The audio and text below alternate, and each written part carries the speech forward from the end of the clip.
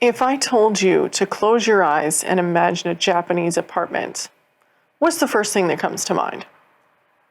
You're probably thinking of like a small place that's usually got a bidet, a separate shower room, maybe tatami mats on the floor, a little entrance space to take off your shoes, and generally just efficiency in small places. That's what Japanese interior design is known for. And it's something that I personally was drawn to about Japan. I love the idea of, living in small spaces. So before coming to Japan, I expected something like that. I was not ready for what I got. So this is my nightmare experience with a Japanese apartment. So I knew I was going to go into an apartment that I went into before I moved to Japan. I was going to move into a 3-bedroom traditional Japanese apartment with tatami mats. There's a separate shower room and bathroom, and the 3 rooms were connected by a kitchen, and it was on the first floor of a very old building.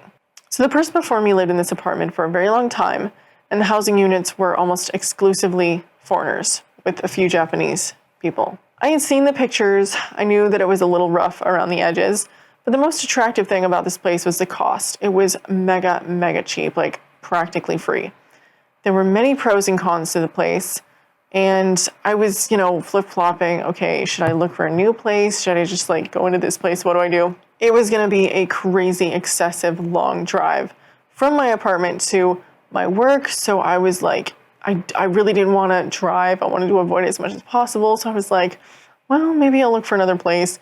But a lot of people told me oh, it's impossible to move, this and that. So I was like, I asked people, for advice, and I got such mixed signals. One people telling me it's impossible to move. Some people telling me go for it, do it, live your life, whatever. But in the end, I thought, if so many people can live in this place, right, and it's so cheap, it can't be that bad, right? Well, I get to my apartment, I'm delirious. I have a fever. I walk in and I don't even look at the rooms. I am so tired. I'm mega sick at this point. As soon as I get to Japan, I get so sick. I remember just walking into my house and being oh, this is nice, seeing my futon and just sleeping on it for 24 hours, just flopping on it and just passing out. I slept basically an entire day. And when I woke up, I remember it so distinctly. I get this smell in my stuffed up, fever-induced nose, right? My sinuses are just crazy. I can't smell anything. But I can smell this smell. And it smells like rotten garbage. And I wake up and my eyes are 3 inches from this hairy, yellow, dusty tatami mat that's mega old. And I'm oh, is that the smell? And I roll over on my back and I'm looking up at the ceiling, and there's just this massive crack that runs the entire length of the ceiling, and I'm just staring at it okay. So I get up, I put on my glasses, I get up, and I walk to the bathroom. And on the way, my feet are stepping in things that I'm what even am I stepping in? And I nearly trip over a massive hole in the ground. I wouldn't say it's that massive, but it's a hole in the ground, okay?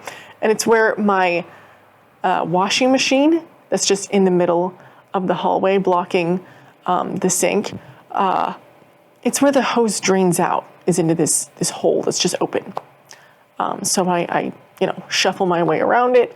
I open the bathroom door, and the bathroom is, I want to say, 1 step above a hole in the ground. The toilet is ancient. There's no bidet. It really is super old. The floor is tiled with small tiles. And because it's super humid in there, there's no ventilation. The walls are basically oozing with mold. And of course, I'm in Japan in the middle of the summer, and where I am is so humid. It's 90 degrees plus humidity. So it's insanely humid in this tiny little outhouse. So I get out, I do my business, I get out. I look in the shower and I'm like, oh, I don't know if I can do this. I look in the shower, thankfully, the shower is not tiled, but it has this smell, this moldy, gross stench to it. And, even though it's 100% humidity, you're like, how does this get worse? Simple. You take a shower, you get out, and your entire apartment feels like the inside of that shower room because there's no partition. It's just the shower room. So I grab a vacuum and I vacuum about 300 times. And no matter what I do, there is always dust. There is always dirt. I don't know where it's coming from, but I'm vacuuming every day and it doesn't get any cleaner. Now the closets are kind of cool. They're really spacious. You can fit like futon in them. But after a while, they just got a little creepy, right? Because I kept finding these dead bugs in them and they're massive, huge roaches. And they reminded me too much of like The Grudge. And I felt like it was only a matter of time before I was like dragged into hell with the Grudge girl. So literally it got to the point where I was like, I don't even need 3 rooms. I don't even know what I'm going to do with 3 rooms. One of these 3 rooms stinks so bad, I just shut the door and pretend it doesn't exist. So the appliances were honestly like pretty good. Like the light fixtures, my AC unit and the washing machine were pretty nice. The AC though, kind of like had a hole to the outside of the room where a bunch of bugs would come in. The roaches would actually get through via the AC unit. I had one drop on me in the middle of the night, which was a nightmare. But the washing machine was actually really nice, except every time I would use it, it would soak my clothes in this moldy stench and like had these little like rotten like organic bits that would cling to my clothes. And it turns out it's because there was a hole in the hose. The hose was irreplaceable and it was like inside of the ground. So there was nothing that I could do about it. So I couldn't use it. And the entrance, right, for the shoes, it really looked worse than like it actually was. But it looked really actually quite unfinished. Like it was just concrete and like slabs of paint everywhere. It looked ridiculously bad. And to come home to that every morning, like, oh, hey, here's your nasty stench and this fucking unfinished entrance. Have fun. Didn't feel great. And about the bugs. So Japan has massive spiders. If you are not cool with insects, skip this part because I'm going to be talking about huge roaches that I found daily. Huge spiders that just chilled outside and I prayed every day would not come inside.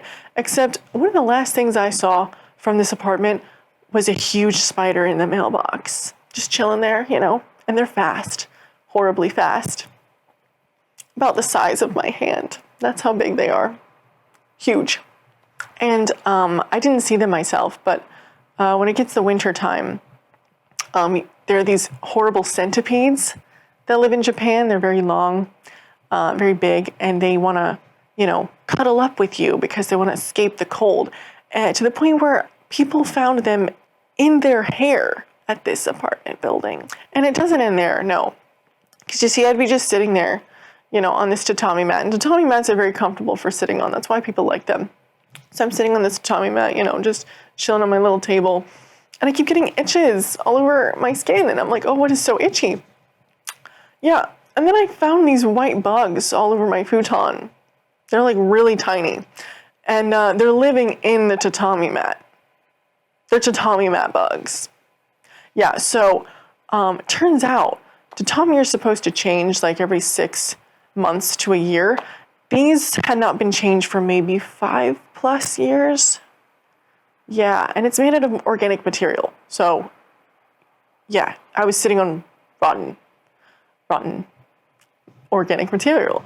So, like, the crazy thing too, I was on the first floor, which is important because if you lift the tatami mat, there is no floor. It is literally ground.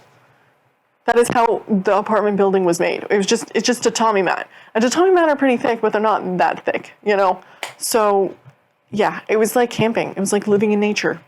So needless to say, day one, I was looking for a new place to move. I was not prepared for how bad it was. Like, I was told it was going to be rough, but I was like, this is literally unlivable. I do not want to stay here.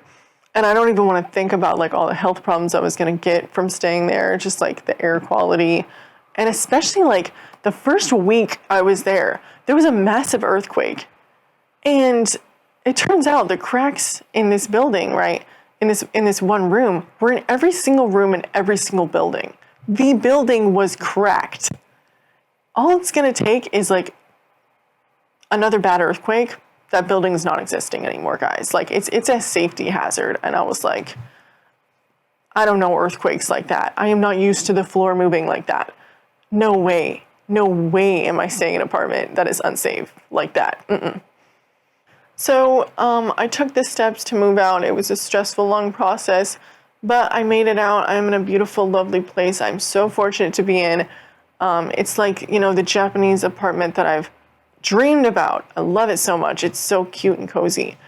I can make an entirely separate video on like how I found my apartment, the hoops I had to jump through, all this stuff. Thank you so much for watching the entire thing. Please consider subscribing. I make new videos every week. This is a new channel. That's why I have like 2 subscribers and I love you guys. Please. Also, you can follow me on Instagram. I'll see you in the next video. I hope that this video brings you the best luck with the algorithm. And your next video is also good. But yeah, ciao, see you later.